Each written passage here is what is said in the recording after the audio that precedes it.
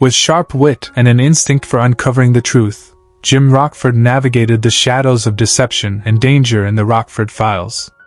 The cases were thrilling, the characters unforgettable, but life has a way of moving forward, sometimes in unexpected directions. Now, in 2025, where are they? Have they left their detective days behind, or are they still chasing mysteries? From gripping twists to personal reckonings, their stories continue. Dive into the past, explore the present, and see how fate has shaped these beloved figures.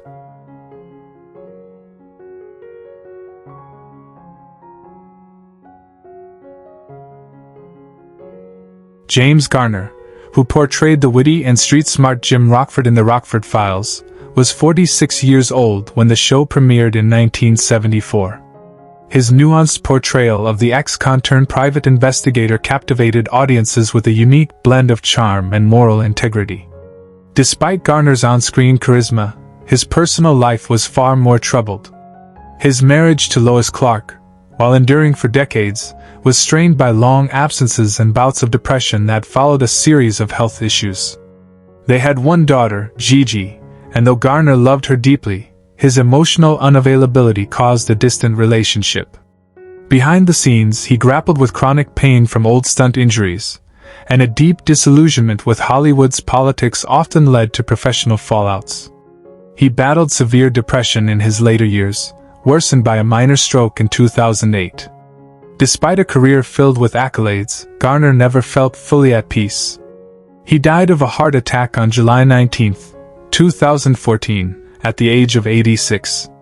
At the time of his death, his estate was estimated at $20 million, largely preserved through careful investments and a modest lifestyle far removed from the glitz of fame. Joe Santos, best known for playing Sergeant Dennis Becker in the Rockford Files, was 43 when the series began in 1974.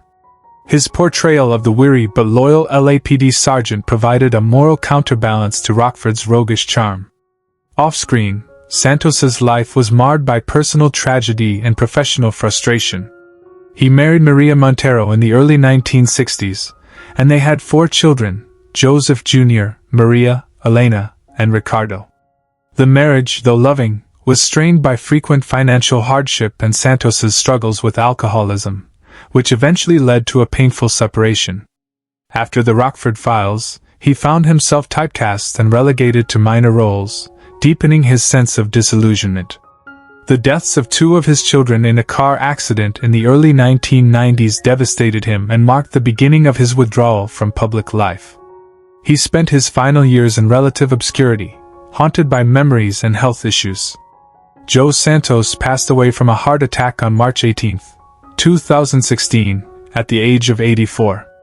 His estate was modest, estimated around $300,000, largely consisting of a pension and a small home in Los Angeles. Stuart Margolin, who brought to life the slick and scheming Evelyn, Angel, Martin in the Rockford Files, was just 34 when he first donned the role in 1974. Margolin's performance as Rockford's unpredictable ex-cellmate added levity and chaos to the series. Off-screen, Margolin's life mirrored his character's instability. He was married 3 times, first to actress Terry Stevens, then to producer Carol Pankow, and lastly to a schoolteacher named Miriam, each union ending in bitterness. He fathered 2 children, Jesse and Olivia, though his erratic lifestyle often left them estranged. Following the show, Margolin struggled with typecasting and turned to directing, though success there proved fleeting. Financial mismanagement and a gambling addiction left him near bankruptcy in the late 1990s. Margolin's final years were marked by reconciliation efforts with his children and sporadic appearances at fan conventions, where he was both celebrated and pitted. He died on December 12, 2022, at the age of 82 from complications of pancreatic cancer. His estate, having recovered slightly due to a late resurgence in DVD royalties, was estimated at $250,000. James Luisi, who portrayed the combative and stern Lieutenant Doug Chapman beginning in 1976, was 45 when he joined the Rockford Files. His portrayal of the gruff LAPD officer brought tension and realism to the show, often standing as a foil to Rockford's more unorthodox methods. Off-camera, Louis C. battled inner demons stemming from an abusive childhood and unresolved PTSD from his service in the Korean War. He was briefly married to dancer in Sheridan, a turbulent relationship marred by jealousy and long separations. They had one daughter, Emily, whom he rarely saw following their divorce. Post-Rockford, Louis C.'s acting career faltered, and he found solace in painting, a passion that never quite paid the bills. As health declined due to complications from diabetes, Louis C. became increasingly reclusive. He passed away on June 7, 2002, at the age of 73 due to heart failure. Though largely forgotten by the industry he once served, his modest estate, estimated at $100,000, included a small art studio and a collection of unsold canvases that were later donated to a local community center in his memory. Lieutenant Alex Deal, played by Tom Atkins, is a gruff, by-the-book police lieutenant who frequently butted heads with Rockford, often representing the frustrating rigidity of law enforcement bureaucracy.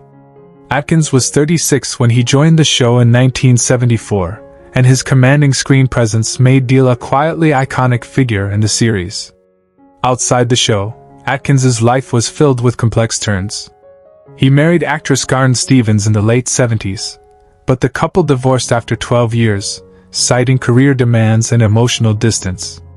They had one son, Thomas Jr., who struggled with substance abuse and later distanced himself from the family. After a brief second marriage that ended in estrangement, Atkins lived alone in Pittsburgh. His post-Rockford career never recaptured the same visibility, with roles becoming scarce by the late 90s. He faced 3 major health crises, including a heart attack and 2 battles with skin cancer. Despite these hardships, he remained active in local theater and maintained correspondence with devoted fans. As of 2025, Atkins is 89, reportedly in frail health and living in assisted care. His estate is estimated at $900,000, much of it tied to royalties and modest property holdings in Pennsylvania.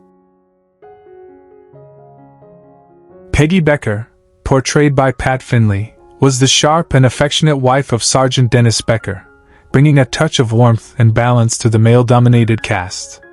Finley was 36 when she stepped into the role in 1975, and her chemistry with her on-screen husband made Peggy a fan favorite. Off-screen, Finley's journey was shadowed by emotional upheaval. She married theater director Alan Brooks in 1978, and they had 2 daughters, Marissa and Jenny, but the marriage dissolved in the mid-1980s amid rumors of infidelity and financial tension. Following the divorce, Finley's career dwindled, and she transitioned into voice acting, though this never matched her earlier acclaim. Marissa died tragically in a car accident in 2001, a loss Finley never fully recovered from. She spent years battling depression and withdrew from public life by the early 2000s. Now 86, she lives in a retirement community in Oregon, rarely seen in public and surviving on residuals and modest pensions. Her estate is estimated at $600,000, a quiet reminder of a life touched by both fame and grief. George Loros portrayed Eugene, a fleeting yet distinctive character in the Rockford Files, remembered more for his eccentric mannerisms than screen time. Loros was 40 when the series aired in 1974, and while he went on to secure numerous minor roles in TV and film, lasting stardom eluded him. Behind the scenes, Loros endured a tumultuous personal life. He married his college sweetheart, Judith Marin, but the union ended bitterly after 15 years when she filed for divorce, citing his emotional unavailability and long absences. They had 3 children, Clara, Dylan, and Max, but only Max maintained a relationship with him into adulthood. Loros struggled with alcohol dependence during the late 80s, eventually leading to bankruptcy and the loss of his Los Angeles home. He slowly rebuilt his life in New Mexico, embracing painting and poetry in his solitude.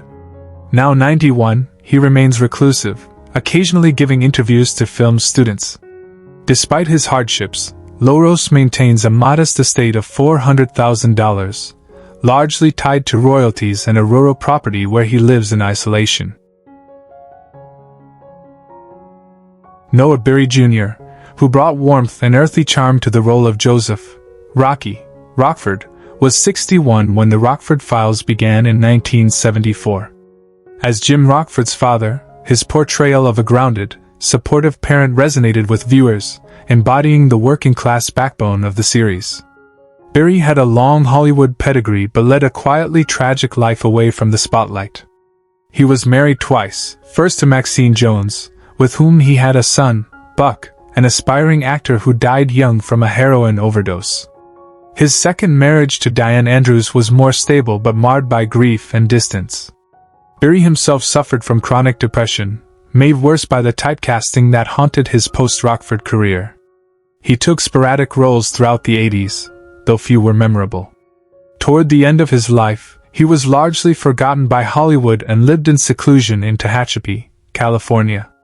He passed away on November 1, 1994, at the age of 81 due to complications from a stroke.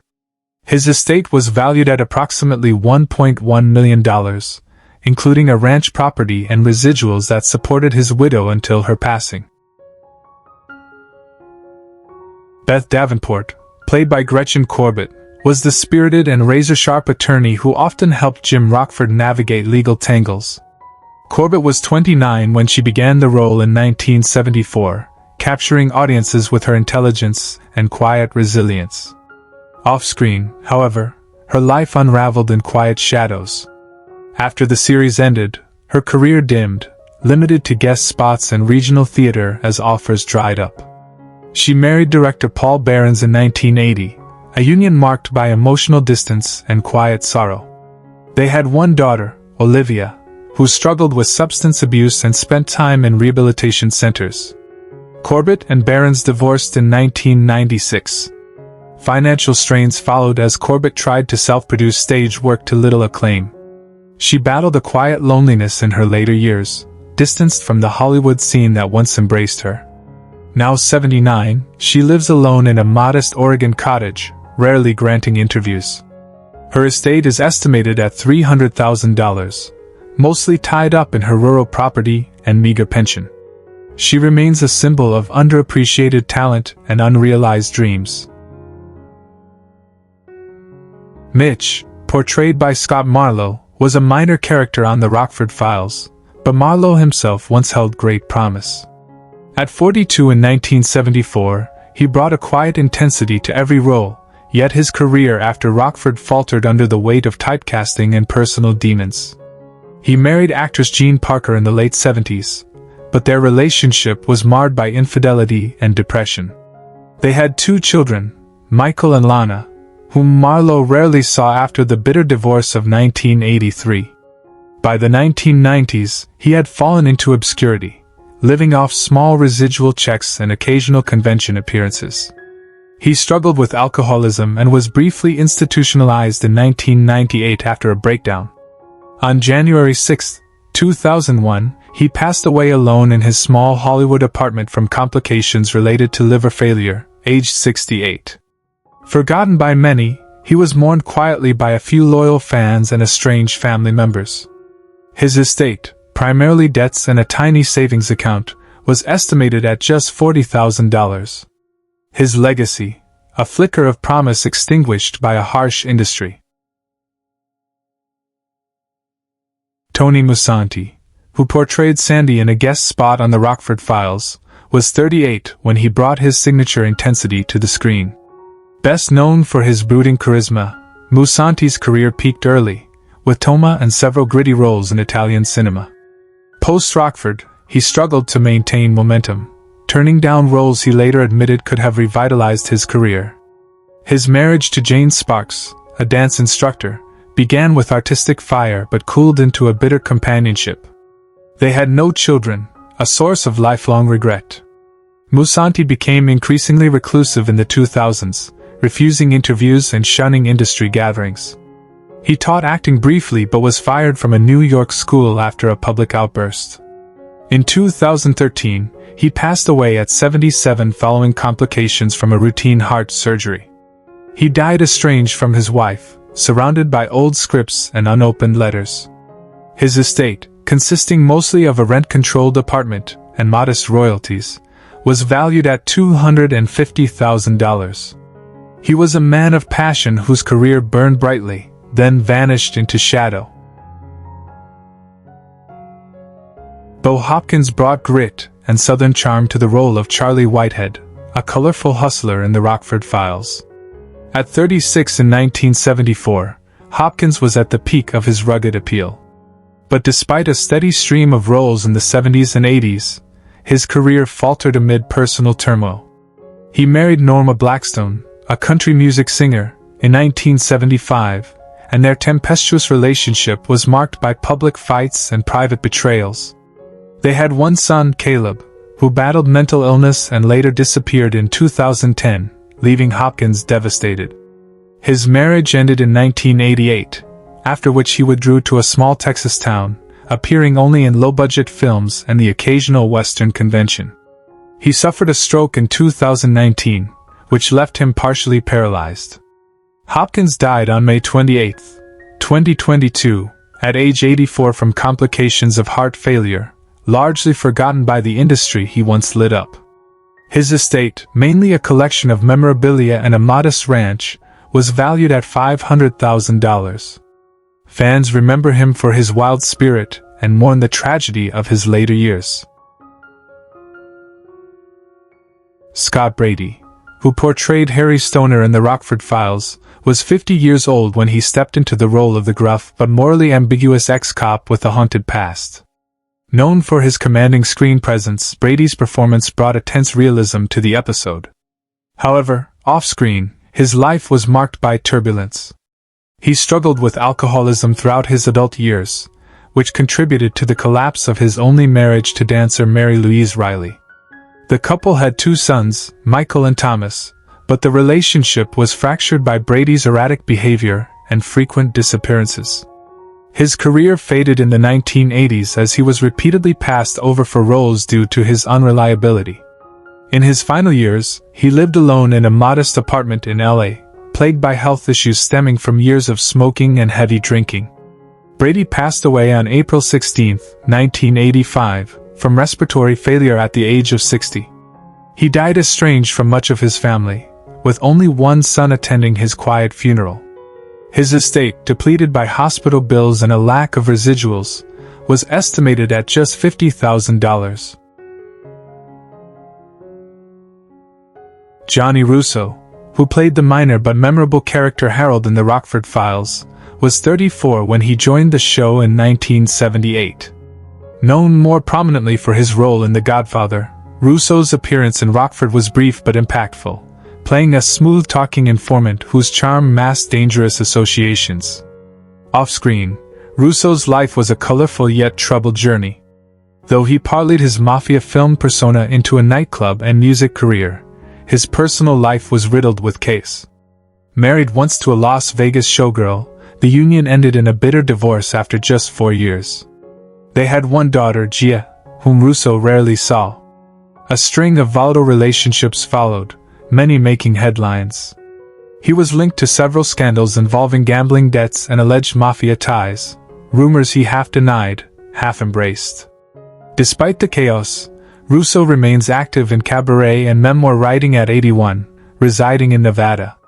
His estate, built from savvy business moves and public appearances, is estimated at $4 million. Harley McBride, who appeared as Claire in the Rockford Files, was just 26 when she took on the role of a vulnerable yet spirited woman caught in a web of deceit. Though her role was short-lived, her performance was widely praised.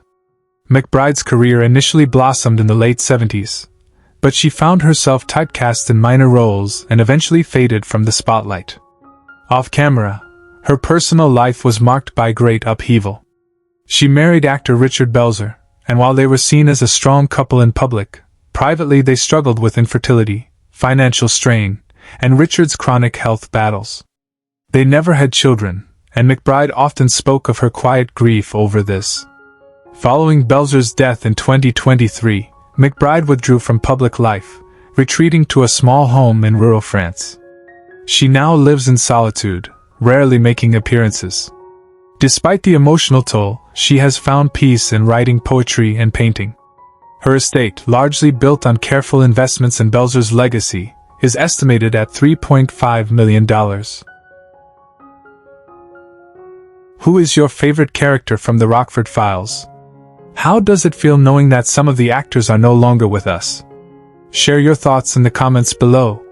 If you enjoy this type of content, don't forget to like the video, subscribe to the channel, and hit the notification bell to stay updated on future uploads. Thank you for your support.